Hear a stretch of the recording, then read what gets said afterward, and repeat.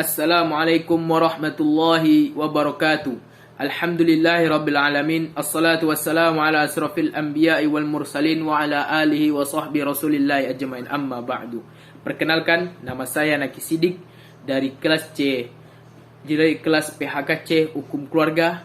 Baiklah, saya akan menjawab pertanyaan soal-soal UAS Hukum Adat. Soal yang pertama itu, bagaimana sistem perkawinan, kekerabatan dan perwarisan dalam suku Minang, Batak, Melayu dan Jawa. Yang pertama itu suku Minang. Suku Minang ini sistem kekerabatan bersifat matrilineal yang mengikuti ibu. Sistem perkawinan mereka bersifat eksogami karena mereka harus menikah di luar suku dan tidak boleh sesama suku. Karena kebanyakan orang Minang beranggapan, contohnya mitosnya contohnya mereka menikah sama suku. Akan tetapi ketika mereka mendapatkan keturunan, kebanyakan keturunan mereka cacat menurut mereka. Kalau sistem perwarisannya, mereka terbagi dua. Ada sistem perwarisan pusako tinggi dan pusako rendah. Pusako tinggi ini biasanya diberikan oleh nenek moyang mereka secara turun temurun, dan biasanya tidak dapat diperjualbelikan atau jarang diperjualbelikan. Kalau ada kebutuhan mendesak pun, kalau mereka menjual harus memenuhi syarat-syarat dari nenek mamak mereka dan harus direstui dari nenek mamak mereka. Kalau pusaka rendah, biasanya warisan tersebut diperoleh oleh jerih payah orang tua mereka, yaitu ayah dan ibu. Biasanya warisan ini diperjualbelikan dan ada sertifikat. Yang kedua yaitu suku Melayu. Suku Melayu ini sistem kekerabatannya bersifat parental, bisa mengikuti ibu, bisa mengikuti ayah. Dan sistem perkawinan perkawinannya, mereka bersifat elektrogami, bisa menikah sesama suku dan tidak dipermasalahkan juga nikah sesama suku, dan boleh juga nikah di luar suku. Dan sistem perwarisannya, mereka diberikan hak masing-masing kepada anak mereka, dan mereka hanya diberikan ahli waris ketika ahli waris tersebut sudah meninggal. Dan yang ketiga itu suku Batak.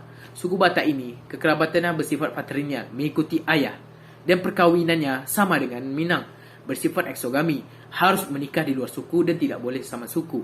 Sistem perwarisannya, individu diberikan sama rata semuanya warisan tersebut. Dan yang keempat yaitu suku Jawa. Suku Jawa ini sama dengan halnya Melayu. Sistem kekerabatannya bisa mengikuti ayah dan bisa mengikuti ibu. Sistem perwarisannya juga. Sistem perkawinannya juga boleh nikah sama suku dan boleh juga nikah di luar suku. Mereka tidak dipermasalahkan kayak Minang dan Batak. Kalau dalam perwarisan, mereka sama dengan Melayu, diberikan hak-hak mereka waris, tetapi mereka diberikan waris setelah ahli waris tersebut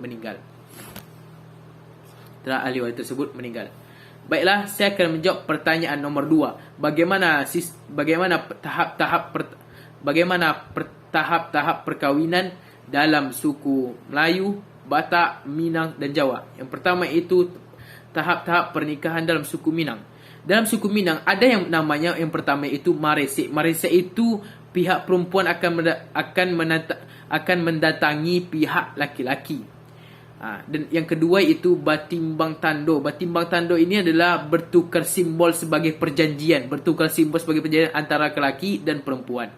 Yang ketiga itu adalah mahantasiri, di mana pihak laki-laki dan pihak perempuan tersebut menunggu restu dari orang tua mereka dan keluarga. Yang keempat ada namanya babako babaki. Babako babaki ini maksudnya adalah di mana yang maksud dari babako ini adalah di mana pihak laki-laki atau keluarga orang tua dari pihak laki-laki memberi kasih sayang kepada pihak keluarga perempuan atau kepada perempuan tersebut. Yang kelima ada namanya malam bainai, di mana pihak laki-laki dijemput oleh pihak wanita ke rumahnya untuk melakukan acara malam bainai, di mana kuku-kuku mereka ini dikasih kayak daun-daun merah gitulah. Ada nomor 6 namanya akad nikah. Akad nikah ini adalah mengucapkan ijab kabul. Pihak laki-laki mengucapkan ijab kabul. Dan yang terakhir adalah bersandiang. Di pelaminan, maksudnya di mana seseorang melakukan bersandiang di panggung rumah perempuan tersebut. Yang kedua adalah suku Batak. Tahap pernikahan suku Batak. Yang pertama ada namanya mengalihon tanda. Mengalihon tanda inilah memberikan tanda kepada seorang perempuan. Yang kedua iaitu yang pertama dari pertahapan nikah suku Batak adalah manggarit. Manggarit ini maksudnya adalah memilih gadis yang akan dijadikan isteri. Yang kedua adalah malahento tanda, memberikan tanda kepada wanita tersebut. Yang ketiga ada namanya mangbusip. Mangbusip inilah melamar perempuan. Kita melamar perempuan tersebut. Yang keempat adalah menghantar sinamon. Menghantar sinamon adalah perkenalan antara dua orang keluarga, antara keluarga lelaki dan perempuan dipertemukan dan perkenalan, dan mulailah perkenalan di dalam tersebut. Yang kelima adalah pundur soti. Pundur soti adalah mengantar ternak yang akan disembelih. Yang keenam adalah mortumpol. Mortumpol ni adalah acara pertunangan.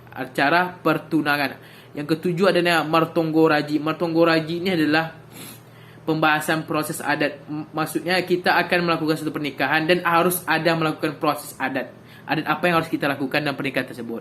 Yang ke-8 adalah Ulaum Unji. Ulaum Unji ini maksudnya adalah pesta adat. Yang ke-9 adalah dialog jual. Dialog jual adalah membawa pengantin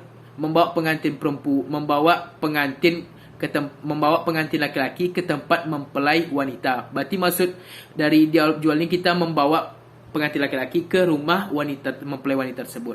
Yang ke-10 ada namanya ditaron jual. Ditaron jual ini adalah mengantar pengantin wanita ke rumah orang tuanya. Yang ke-11 ada namanya Paulo Une. Paulo Une adalah berkunjung. Yang ke-12 ada namanya manjae. Yang ke-13 adalah maninggur tangga. Orang tua berkunjung ke rumah pengantin baru tersebut. Yang ketiga adalah tahap pernikahan suku Melayu. Tahap pernikahan suku Melayu ini sama dengan tahap pernikahan suku Minang. Adalah beberapa sikit yang berbeda. Tapi kalau mulai dari pertama sama dengan pernikahan suku Minang. Kalau yang pertama itu Maresik di Minang, kalau di Melayu namanya Marisi. Baiklah, yang pertama iaitu Marisi. Yang kedua itu meminang. Yang ketiga mengantar tanda. Yang keempat mengajak dan menjemput. Yang keempat adalah menggantung-gantung. Yang keenam berendam. Yang keenam berinai. Yang ketujuh berkatam Al-Quran. Yang ke-8 akad nikah. Yang ke-9 tepung tawar. Yang ke-10 bersandung. Yang ke-11 makan berhadapan. Yang ke-13 itu menyembelih. Yang terakhir itu yang ketiga, yang keempat iaitu tahap pernikahan suku Jawa. Tahap pernikahan suku Jawa ini ada yang pertama namanya pasang terantan atau tarup. Tarup ni memasang dekorasi atau tenda. Yang kedua itu kembar mayang. Yang ketiga iaitu panjang tumbuhan. Panjang tumbuhan ini berarti tumbuhan-tumbuhan itu diletakkan di tempat pemandian yang akan dilakukan oleh pihak mempelai laki-laki dan perempuan. Yang keempat adalah siraman. Siraman ini maksudnya kita memandikan pihak lelaki bagi orang lelaki dan pihak perempuan yang memandikan orang perempuan juga. Yang kelima ada namanya adol dawet. Adol dawet ini maksudnya kita memberikan hidangan adol dawet sebagai khas adat Jawa, sebagai untuk minuman para pengunjung atau para tamu-tamu yang diundang. Yang keenam ada namanya potong tumpeng. Potong tumpeng ini sebagai khas Jawa, sebagai dia bentuk nasi yang berbentuk kerucut yang akan dimakan oleh tamu-tamu atau oleh para mempelai pernikahan tersebut. Yang ketujuh adalah pulang pungkasan. Pulang pungkasan adalah proses persuapan terakhir oleh kedua orang tua mempelai laki-laki dan wanita. Yang ke-8 adalah tanam rambut dan air lepas. Yang ke-9 adalah mirdorami. Mirdorami ini melepas kelajangan. Maksudnya dari adat tersebut kita melepas kelajangan karena kita sudah melanjutkan proses yang model serius. Melepas lajang yang sebelumnya mereka belum menikah. Yang ke-10 adalah proses persungkahan. Proses persungkahan ini maksudnya sungkaman kepada para orang tua. Baiklah, saya akan menjawab pertanyaan nombor 3. Jurnal yang berjudul Orang Minangkabau dan Batak Mandailing di Negara Buayan, volume 9 nomor 1 tahun 2011 yang ditulis oleh Andri Febrianto, Edmi Ardi dan Bustaman oleh Fakultas Ilmu Sosial atau FIS Universitas Negeri Padang. Maksud dari jurnal tersebut adalah masyarakat Nagari Buayan yang pada awalnya berasal dari dua kelompok suku bangsa atau suku bangsa 70% di antaranya berasal dari Batak Mandailing dan 30% Minangkabau. Unsur-unsur kebudayaan suku bangsa Batak Mandailing mulai hilang dan digantikan dengan unsur-unsur kebudayaan suku bangsa Minangkabau. Dalam hal ini, faktor daerah, kebudayaan, kultur area berpengaruh terhadap proses adaptasi unsur-unsur kebudayaan suku bangsa Mandailing ke dalam unsur-unsur kebudayaan suku bangsa Minangkabau yang dominan, walaupun orang Batak Mandailing jauh lebih besar dari sisi jumlah jika dibandingkan dengan orang Minangkabau di Buayan. Tetapi karena mereka sebagai pendatang pada awalnya, maka mereka lah yang melakukan proses adaptasi dan akulturasi ke dalam unsur-unsur kebudayaan suku bangsa Minangkabau, dan masyarakat Minangkabau menerima karena adanya toleransi kesamaan agama yang dianut Islam. Kedua suku bangsa berperan sebagai faktor yang mempersatukan dan mengurangi perbedaan agama berada pada sistem keyakinan atau pada level ide dari sistem pengetahuan atau kebudayaan dari kedua suku bangsa ini, malah menjadi faktor penyokong terhadap proses integrasi dari suku bangsa ini. Terjadi perubahan di dalam sistem-sistem pengetahuan atau kebudayaan masyarakat Mandailing seperti pengetahuan akan sistem kekerabatan dan adat menetap dari tradisi suku bangsa Mandailing ke tradisi suku bangsa Minangkabau. Terdapat hubungan sosial yang baik antara warga yang berbeda suku bangsa di Buayan. Bahkan penghilangan dan penggantian unsur-unsur satu kebudayaan suku bangsa kepada unsur kebudayaan suku bangsa lainnya memperlihatkan integrasi warga masyarakat dan akulturasi unsur-unsur kebudayaan Minangkabau dengan kebudayaan Batak Mandailing. Sekian isi dari jurnal yang saya bacakan.